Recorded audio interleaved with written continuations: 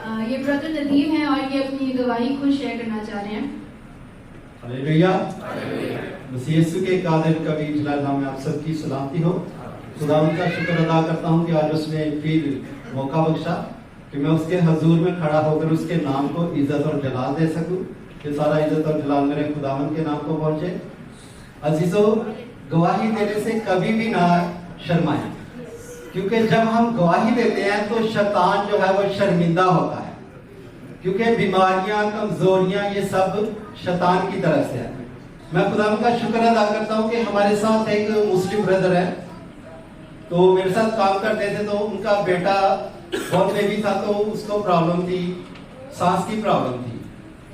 तो उसने बोला ब्रदर अपने चर्च में मेरे लिए प्रेयर करवाएं ताकि मेरा बच्चा ठीक हो जाए।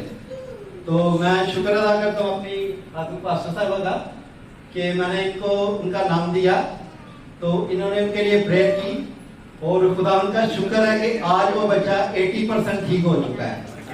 वेंटिलेटर में था और उसको 80% वो बच्चा ठीक हो गया।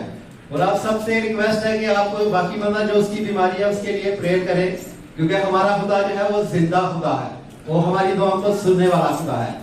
इसी तरह हमारे अबूधाबी चर्च के ब्रदर हैं, उनका भी बॉर्न बेबी था, तो उन्होंने भी पिछला हफ्ता में बोला कि ब्रदर मेरे बेटे के लिए प्रेयर करें, शयान उसका नाम है।